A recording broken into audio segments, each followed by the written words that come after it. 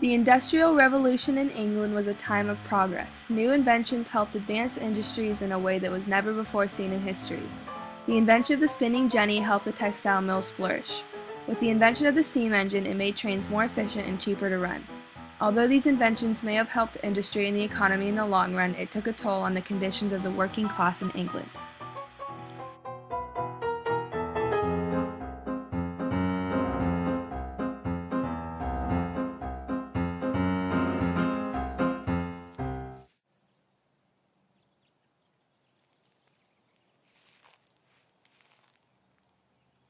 Hey Oscar, can you help me with some farming?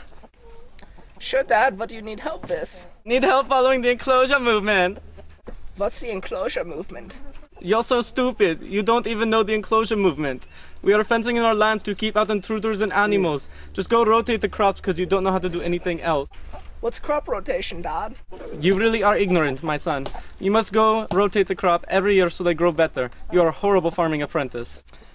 Fine, I'm going to follow my dream and move into the city. I'm going to get a job and have a family. You're never gonna see me again. Yeah, right. You're always going to fail. Leading up to the Industrial Revolution was the Agricultural Revolution, which was a change in farming techniques that produced more food. The increase in food allowed for a great population growth, which in turn freed up the workforce, therefore creating the drive for the Industrial Revolution. More and more people decided to move to the city. So Oscar's decision was not unique. He would have been one of the thousands of people who began urbanizing or moving to the city.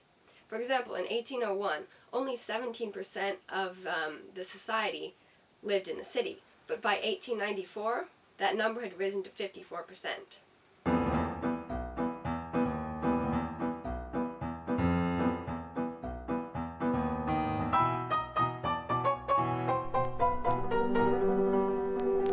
Moving to the city was a great shock for most people who had been living on rural farms. One thing did prove to be true, though. Jobs were very plentiful in the cities. Rapid industrialization had outpaced city growth, so cities were often places where lack of sanitation, accumulation of sewage, high rates of disease and high rates of crime, and also desperate poverty were all problems. Does anybody want a job? What's the job and how much does it pay? You'll be working in the textile factory, a 16-hour day and $2 per day. Sounds good to me. What happened to the other worker? He got injured working long, tedious hours with my dangerous equipment in my large factory. That produced lots of money that I'll get at the end of the year, and you get nothing. Well, I hope that doesn't happen to me. You start tomorrow. Be there at 4 in the morning. Okay.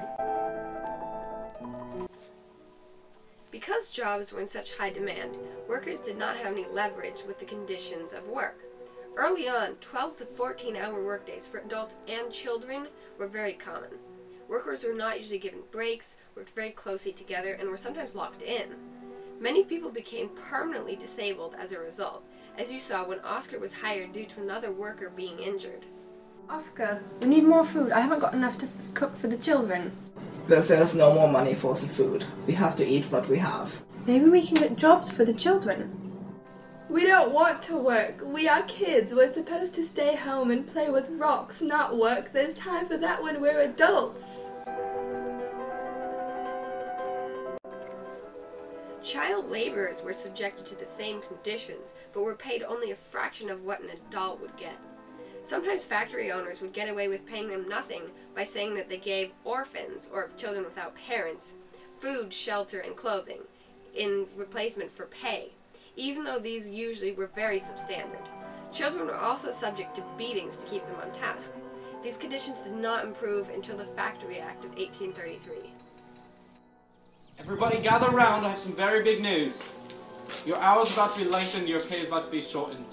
From now on, you'll be working a 17-hour day, meaning only paid $1.50. That is all.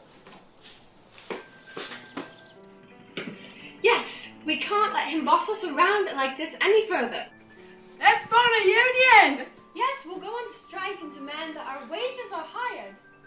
We should demand that our wages be increased. We should not have to work in such filth. Worker unions during the Industrial Revolution helped improve the lives of the working class in England. The Factory Act of 1819 will limit the hours worked by children to a maximum of 12 per day. The Factory Act of 1833 bans children under 9 from working in the textiles industry, and 10 to 13-year-olds were limited to a 48-hour week. Many other acts were created that helped improve the lives of working Englishmen and women during the Industrial Revolution.